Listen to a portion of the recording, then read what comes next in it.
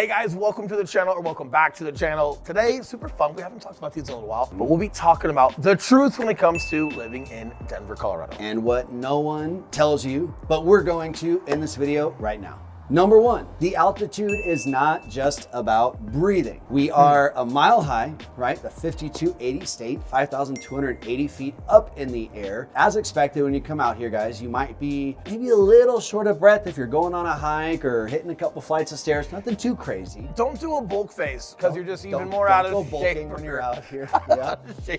Which just makes your cardio that much worse, speaking to myself. But what does it mean in addition to breathing? Fun fact, if you're coming out here and you're planning on having a couple drinks or having some beers at your favorite Colorado beer garden, which is super popular out here, you might find that alcohol impacts you a little bit more and you get a little more bang for your buck when it comes to the price of a drink. So that's one way to think about it. You're probably just not going to catch on to it until you're already wasted, right? So whatever you're normally acclimated to, 5 drinks, 10 drinks, 12 drinks for all adults, we're assuming you're over the age of 21 in order to drink, but you're probably going to get buzzed a lot sooner. And like, all jokes aside, folks that decide to have a drink or two and then drive, never a good idea. I know that comes from the prior police in me. That's right. Never a good idea, but some folks still kind of do that. You definitely want to just caution against it when you guys first get to Colorado with buying a home, just yet or not. You guys are going to rent and you're going downtown or whatever you think you're normally okay to drive. Not okay. Like, we should just even more so encourage Uber. Go and half some that different things and to be then safe. half of the half. 100%. Yeah. 100%. Now, in addition to that, guys, invest in some skincare, some lotion. It is quite dry out here, and you will notice that when you're like sleeping, maybe get a little dehydrated as well. Let's talk about sun though, right? Like, yes, let's hear you're it. closer to the sun. Yes. That's part of it. This is obviously bro knowledge. Look it up, do your thing. That hits the spot. Closer to the sun, you know. You've got higher altitude here, but also the higher altitude mixed with a drier climate. Yes. Your skin's not as moist, so when you're getting burnt with dry skin versus when you're getting sun with more humidity and wet skin, there's gotta be something about it. Whatever that concoction makes, you can definitely get a lot more sunburned out here more than normal, and in the winter as well. Right? Yes, like a it's lot true. of folks, believe it or not, they're not expecting it when they're out in the mountain. We're gonna talk about that here in a couple of minutes, so let's get to it there, but just be prepared for sunscreen all time if you're gonna be out in the sun. All right, now number 2, you are usually just a couple-hour drive from a completely different world. Colorado is the best when it comes to the staycations. Not even a couple of hours. Technically, depending on where you guys are at, Denver metro area, where you guys are choosing to live, even an hour is gonna get you, I think from where I live in Southeast Aurora, we're right at an hour, maybe an hour and 5, like through the Eisenhower Tunnel. And once you get through the Eisenhower Tunnel, like, you're getting into the big resorts as far as like Breckenridge and A Basin. A lot of those that are just past Eisenhower Tunnel, and you've got a completely different world. It's almost like you're in the mountains. Once you pass Eisenhower Tunnel, you're in the mountains. And even going shorter than that, if you look at like Idaho Springs, where there's a ton of hot springs, that's probably about an hour from Hot Springs has to be one of the best things you guys can do during the winter. Oh yeah. They've got one of the original Bojo's Pizza up there, and you're correct. It's before the Eisenhower Tunnel. It's a great stop. We keep talking about this Eisenhower Tunnel. We'll show you guys some footage. We'll show you some history on it. It was a mining operation well ahead of its time. Construction began in 1968 with men and machines powering forward in all sorts of weather conditions. Most importantly though is, like, depending on weather, you can get stuck on the backside of the Eisenhower Tunnel if they decide to close I-70. And you can get stuck there for a couple days until it clears up. What's great about Idaho Springs, being that it's on Denver side of the Eisenhower Tunnel, is it's very rarely going to get closed off, where you guys can still make the commute back to Denver. And even if you're looking at places like Estes Park, also within an hour, feels like a completely different world. You've got Rocky Mountain National Park up there. You've got elk up there. Oh yeah. You've got reindeer up there. Like, what a great spot. We've got a personal cabin that's up there. All right, getting back into it, we were talking about sunscreen, getting more specific. It's sunny a lot, but that doesn't necessarily mean it's warm. We have more sunny days in Florida. We always talk about that, but giving context, we don't necessarily have the temperature that comes with Florida, even though we have the sun that maybe they're not having because it's a rainy day, whatever it may be. But this is where folks go out and they ski. And a lot of times the sun is out and it's blasting and it's reflecting right off of that fresh snow, and you can get sunburned. Oh yeah. Even just, you know, out looking at homes with you guys when we're out here, it could be the middle of January and we're in the afternoon and it is super sunny out. 34 degrees. Yeah, and 34 degrees, 100%. And then the next day, it could be super sunny out and it's 54 degrees and you're getting hot, getting out of the car, going and looking at homes with us. Defending Colorado a little bit, We tend to have a pretty mild climate. Even in the winter, we'll still get temperatures of 40s, 50s, and low 60s like throughout the winter. We do get a couple really big storms that are actually awesome, especially during the holiday season, if they tend to fall during the holiday season. But for the most part, it's, I guess, bipolar per se, what a lot of folks say, but it tends to lean toward the positive side versus like just being murky or anything like that. Oh yeah, and at the end of the day, guys, I will always opt for sunshine, right? Because who doesn't want to be in a good mood? And you do see that translate over here to just the culture, which is just overall, for the most part, positive and friendly. A lot of people talk about that. They've moved from like the East Coast or up north, like in parts of Michigan or the Midwest, like it's cold and then it just stays cold. I've got friends in Boston, they're Red Sox fans. That's probably a whole different thing to what they got going on. But that's right. They do talk about just the vibe and the energy of just being a lot lower with it being so cold and so gleamy for so long versus Colorado. Again, even if it's snowy or whatever it may be, the snow tends to stay white. It's pretty, it's sunny outside. The snow melts really often, really quick. So when we do get snow here, it tends to stay white and clean versus like folks from Wisconsin, Michigan. Once it snows, if it tends to stay, then you get like the grit and the grime from the road that throws all over the snow and it stays there, so it just gets black and ugly or whatever it may be. Things tend to stay pretty fresh here and melt off pretty quick.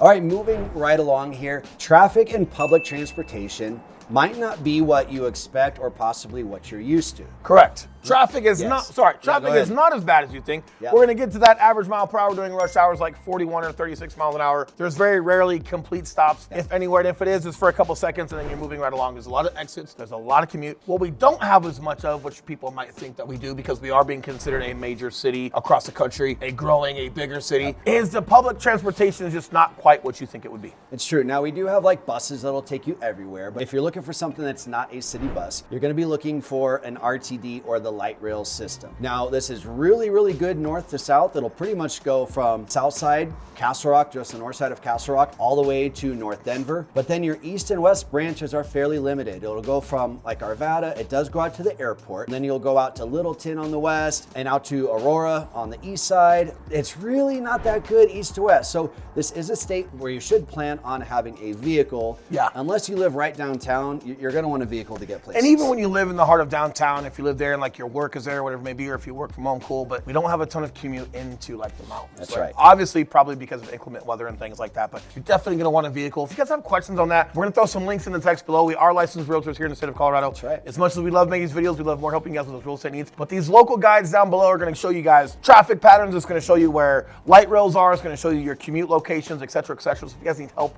on any of that, click those links or call this number that's popping up below. We are the guys who answer the phone calls, text messages, and emails with our email up below. So if we can help you, we would love to, or click an area guide, take a look at that. That's right. Either way, make sure you guys are versed at that if you're curious. Moving along into our next point. Outdoor living here in Colorado, it is a lifestyle, not just a hobby. Motivator, not a native, does this thing. Here's what I will say. It can be. I'm probably more of a hobbyist. We've got 3 kids. We're going to competitive volleyball. We've got little kiddos. We're working. We're doing videos. We're helping clients with deals, et cetera, et cetera. A lot of you can relate if you've got families or if you're just busy with work. But what I will say is there's so much recreation that you can do in Colorado, regardless of season, that if you do want it to be a part of your lifestyle, anywhere from you like to go camping or backpacking all the way to, no, Will, I love to run. I love to bike. And I want to be in a state that is conducive of that, even if it's right outside my back door. So whether it's how the neighborhoods are structured here, Talon's Reach, some places in Southeast Aurora, you've got some great Castle Rock. You can literally go right out of your back door. You can hit a trail. Some of your sidewalks lead to the trails. You've got nice trees, rolling hills. Some of it in Castle Rock is literally just the mountains. But what I'm getting at is whether it's just your morning run or a bike ride or a walk and you want the outdoors to be a part of your morning routine and your lifestyle, or if you want to go kayaking, whitewater rafting, camping, backpacking, rock climbing, you name it, from morning, everyday stuff all the way to the most extreme that you guys can think of, and all in between can be a part of it as much as you guys like. I guess that's kind of how I see it. Yeah, we're long-winded, but that's kind of how I see it. We're here in South Shore right now, guys, and we have the Aurora Reservoir, which is a big lake essentially, and there's no boats on it, and you could come out and paddleboard every morning if you'd like to. It's great. It's like 7 or 8 miles around it. You can walk, you can ride your bikes, whatever it may be. You've got some wildlife that's out there, and it's a reservoir, but it's a huge body of water. As especially like in the morning, especially in the warm weather, whatever it may be, like if you guys want to get out there and do that. But a lot of places, a lot of like these big mega communities that we keep covering. One of the biggest things that you'll see across Colorado, especially the Denver metro area, regardless of where you guys decide to live, whether it's the west side of Denver, whether it's the southeast side where I'm at, all of these master plan communities, like I just say mega, like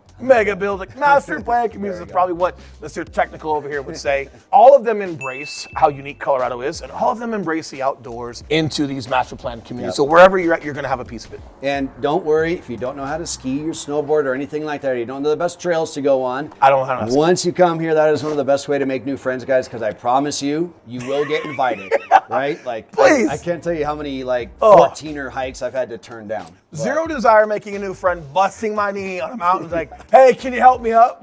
Like, That's right. By the way, I'm Will. Could you imagine, like, my luck and be like, hey, you're that guy from that YouTube channel. Oh, hey, didn't you say you don't ski? Oh, yeah, my luck, it'd be something like that. So I'm going to stick to hot cocoa, fireside stories. We'll let everybody else do the skiing. I like it.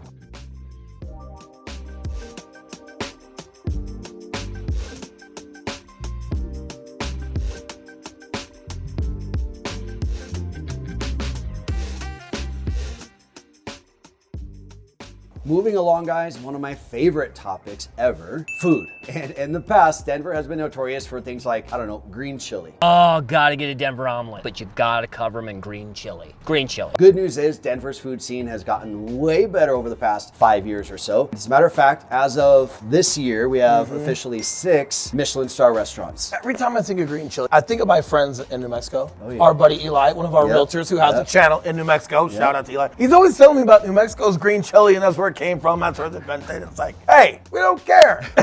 It's better here. And there's just more to look at. But I will say, being a native, coming back after a long time and living in California, being a part of the Marine Corps, being stationed there, you get so many great spots between LA and San Diego for great food. The one thing for a while that was lacking a little bit in Colorado as our infrastructure was growing, as people were moving here, the past, let's call it 6 years. Sure. The past 2 years has been really strong, maybe even 3, but for sure, the past 2 years has been really strong as far as like just the type of food that's coming here. And what's great about Colorado, we always talk about this. It's a melting pot. We call ourselves, whether it's politically, economically, it's a purple state, right? So you have a mixture of a lot of folks that come from all over the country that here, and everyone for the most part gets along really well.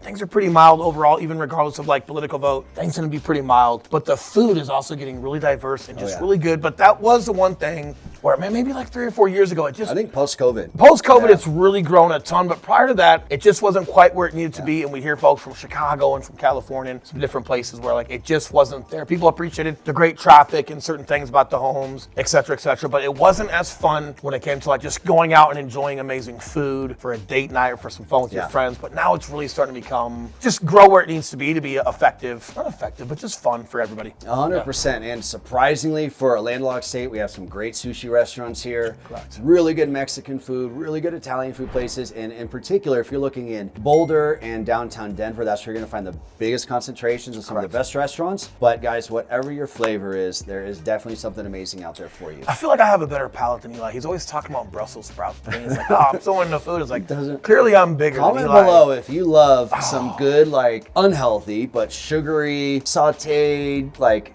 caramelized. Listen, for another day. Bottom line is, there's some great food in Colorado. It's for all ages. We've got family-friendly stuff here. We've got outdoor stuff here. You can bring your dog to a lot of these restaurants. There's a lot of really cool stuff that's happening. Regardless of your palate, there's something here for you. Even if it's Casa Bonita. I am going to Casa Bonita.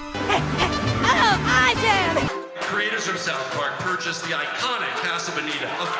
Yes, that's real. Yes, the owners of South Park did redo Casa Bonita. Yes, we would love to cover it when we get the opportunity. Either way, there's a waiting list. As of now, it's like Send a an 3-month email. waiting list. It's on crazy, it. but yes, that is back, and it was from the guys from South Park. Yes, South Park is from guys from Colorado. That's right. Yeah, That's very right. cool. Fun fact. Moving along, guys. Probably should have put this one in earlier because it's an important one for a lot of you guys, but I think it's good here. We talked about all the important stuff. The Colorado property tax is surprisingly low. Now, we'll talk averages and then high end. So if you're looking in an established area such as neighborhoods surrounding Denver, like Washington Park, Congress Park, any of those traditional neighborhoods, or even neighborhoods out in Littleton, but these established areas, you're gonna be looking anywhere from about 0.5% to maybe 0.6% of your purchase price of the home for your annual property tax. Thousands and thousands of dollars less. It's something that's been great for Colorado for a long time. It's something that's attractive, especially folks that are moving from some more expensive states like California. Definitely a great value add. The highest you can expect to spend out here is is going to be in a new build community where they need to build infrastructure and more schools, more parks, more police, fire stations, things like that. Correct. You're going to be looking at the high end of about 1% to maybe 1.2% of the purchase price of the home. Now, don't quote me, but yes, there are times where they decrease those taxes once the infrastructure of that area is built, and I am a recipient of that. When I lived in Castle Rock, prior to us owning it to the year that we took it over, it was actually less in tax. Things were established and built. Sometimes it takes several years for it to happen. Either way, like that is also possible once the infrastructure is there. Yep. Now, also just while we're on this topic, I know it's not property tax specifically, but I want to touch a little bit on HOA fees here. Ooh. HOAs here in Colorado for a single family home are Pretty reasonable. typically very, very reasonable, especially for what you get. Oftentimes it's anywhere from maybe $50 to $80 a month. Yep. Typically that's going to include your clubhouses, your pools, park maintenance, your common area grounds maintenance, and oftentimes even trash and recycling And I think as well. our HOA just decreased where we're at, but it still covers 2 huge community centers with pools, workout centers. You can rent it out for parties and get-togethers. Really cool. And again, that's part of your HOA. A lot of times they'll include trash, depending on where you guys are at, along with the HOA. So some really cool stuff. Yes, it does keep neighborhoods nip tuck. Yes, sometimes HOAs can be a pain from what we hear across the country. However, we will say, just from our experience for the past 7 years of helping clients and doing hundreds of deals a year, we don't have a lot of issues with HOAs. No, doesn't seem to be. They seem, for the most part, overall, to just be pretty reasonable. Now, the city and county of Denver does not have any HOAs. No HOAs, but the city will get on you. Ah, novelty mailbox. That's a violation. I don't care for that tree. That's a violation. Right? You're letting your grass overgrow Don't or leave your car on something. the road when they got Yeah. that little street cleaner coming out. And Yeah, eat, eat, and right? you got to read the signs carefully. It's like on the third Thursday after 3 p.m. of every other month on a leap year. The signs are like this long, right? Now, You from got- you gotta experience, read if it you go carefully. downtown and you're not supposed to be parking on a street, wherever, you're like, oh, I'm just going in for a minute, that guy will tell you, don't do it. I'll tell you, don't do it. Even if you were a cop, don't do it. There's no favors. You're going to get it. You're going to pay it. It's got to be a whole line of income for the That's city true. of Denver. Yeah. Some places it gets a little out of control. I think they're starting to taper back. There's been some complaints downtown or just some folks on the news reporting it. It gets a little elaborate. But for the most part, there's plenty of parking garage and parking down there. yeah. Like for as big as Denver is starting to get, and then thinking about not as much public transportation in and out of the heart of Denver and you having to drive. For as many cars as go down there, parking garages, parking lots for games, you name it, just fun downtown. Everybody's commute in and out, and then parking that's available downtown tends to be pretty good. Oh yeah, 100%. Rarely an issue. All right, there you have it. There's our 10 to 12-ish things you may not know when it comes to Denver. Obviously, there's going to be some more. It's going to be specific or predicated to your guys' situation and circumstance of what you like or don't like, or where you're going, or where you're not going, or where you're moving. And speaking of where you're moving, if you are moving here or already live here and you're considering a move to a different area, whatever it may be, this number popping up below, it's a reminder that we are licensed brokers in the state of Colorado. Just as much as we love making these videos, we love helping you guys with your real estate needs. That's right. So that number that's still there. We are the guys who answer the phone calls, text messages, and those emails. We can help you. We would love to, but with that being said, you guys stay warm. It's a little chilly today. I got my little. It's is sunny, this though. like, who's that guy off It's of sunny. Yellowstone? What's his Oh, name? yeah. Rip. Yeah. I got my That is vanilla exactly what like that is. Rip jacket on. like No that. cowboy hat, I but I'm like like, I'm like a tough guy today. You guys enjoy your warm weather if you're at it. Otherwise, we'll see you guys in the next video. All right, see you guys. See you guys.